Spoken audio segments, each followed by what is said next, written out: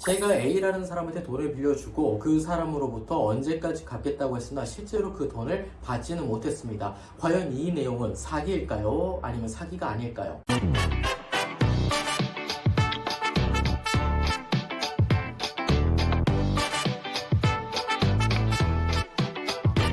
사기치고 있네. 뭐 말만 하면 우리나라는 사기를 친다는 얘기합니다. 어떤 얘기를 했을 때 거짓말과 사기를 구별하지 않는 것이죠. 그래서 우리나라를 사기공화국이라고 하는 걸까요? 우리나라에서 가장 많은 형사범죄가 드러나는 것이 바로 사기범죄입니다. 실제로 연간 5만 건에서 6만 건 사이가 다른 범죄도 아니고 딱 사기범죄로만 발생을 하게 되는 것입니다. 사실 이게 어떻게 고소를 했는지 혹은 어떻게 변호를 하느냐에 따라서 실제로 처벌되는 경우와 안 되는 경우가 너무나 극명하게 나눠지게 됩니다. 이유가 무엇일까요? 돈을 빌려줬는데 언제까지 갚겠다. 그런데 그날 안 갚아? 이게 사기일까요?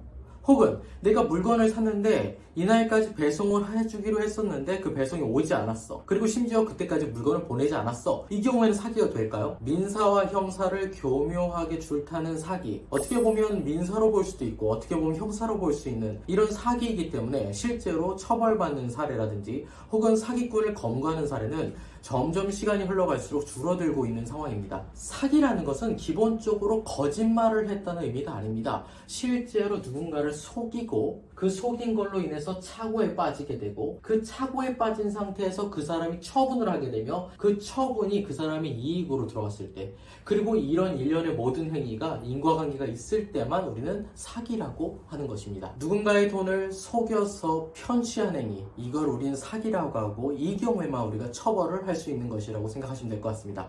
간단하게 예를 한번 들어보겠습니다. 제가 A라는 사람한테 돈을 빌려주고 그 사람으로부터 언제까지 갚겠다고 했으나 실제로 그 돈을 받지는 못했습니다. 과연 이 내용은 사기일까요? 아니면 사기가 아닐까요? 실제로 이 사람 처벌할 수 있을까요? 없을까요? 사안에 따라서 무척이나 달라질 수 있습니다. 무슨 얘기인지 간단하게 한번 살펴보도록 하겠습니다. 이유는 이렇습니다. 사기라는 것은 기본적으로 아까도 말씀드렸다시피 기망과 착오와 그 다음에 처분행위 그거로 인해 발생한 이익이 인과관계가 있을 때만 처벌하게 되는데 그럼 실제로 이때 기망행위가 있었는지 여부를 우리가 판단을 해봐야 됩니다. 그럼 도대체 이 사람은 어떤 기망행위에 따라서 어떤 착오를 일으켜서 돈을 빌려주게 된 걸까요? 우리는 이제 그걸 확인해봐야 되는데 만약에 돈을 빌릴 당시부터 이 사람이 실제로 돈을 갚을 능력이 없었음에도 불구하고 자신이 마치 돈을 갚아줄 수 있는 능력이 되는 것처럼 판단했을 때는 누군가를 실제로 갚을 능력도 없는데 갚았다고 생각을 하게 만드는 속인 행위가 있었던 거고 이 사람이 실제로 어떤 사업체도 운영하고 뭐 포르쉐나 페라리도 타고 다니네 실제로 이 사람이 지금 돈을 갚을 수 있는 능력이 되는데 순간적으로 융통 능력이 안 되나 보다 라고 착오에 빠져서 실제로 자신이 갖고 있던 돈을 계좌이체를 해줘서 그 상대방이 그걸 가지고 이익을 받았을 때 그리고 이런 모든 거에 인과관계 왜 내가 그 사람이 실제로 돈이 없었음에도 불구하고 그와 같은 말에 속아서 돈을 줬다는 이 전체 행위가 인과관계가 있었다고 하면 이건 사기가 되는 것입니다.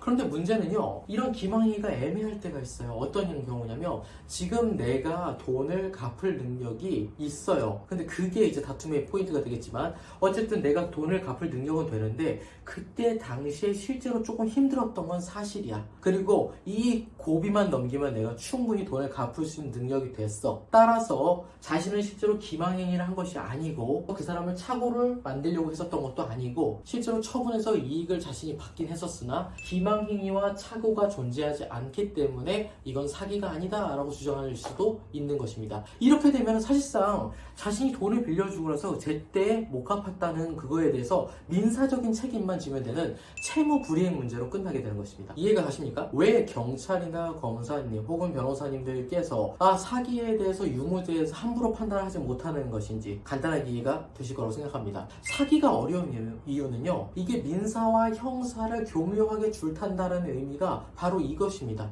실제로 누군가를 정말 적극적으로 속여서 그 사람을 돈을 편취한 행위가 있었다. 이걸 사기로 처벌하지 못한다는 생각은 아무도 하지 않습니다. 다만 단지 일상생활에서 가장 많이 발생하는 것이 바로 이런 채무불이행인지 혹은 사기인지 여부가 명백하게 발견되기가 쉽지 않다는 것이죠. 왜 사기가 어려운지 이제 이해가 좀 되셨을 것입니다. 오늘은 사기에 대해서 한번 알아봤고요.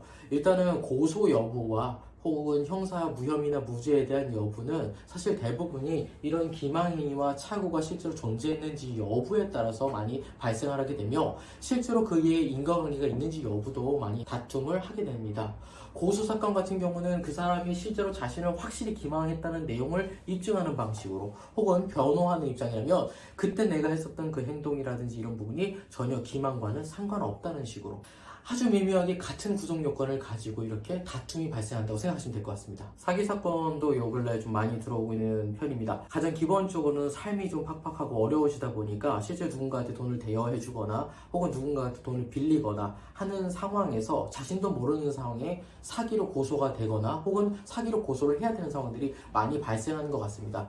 경제가 좀 많이 어려워서 이런 사건들이 좀 많이 발생한 것 같은데 안타까움을 느끼면서도 실제로 처벌할 수 있는 사례에 대해서 처벌이 안 되는 위험 혹은 실제로 처벌받으면 안 되는 사람이 처벌받는 위험을 막기 위해서라도 최선을 다해보도록 하겠습니다.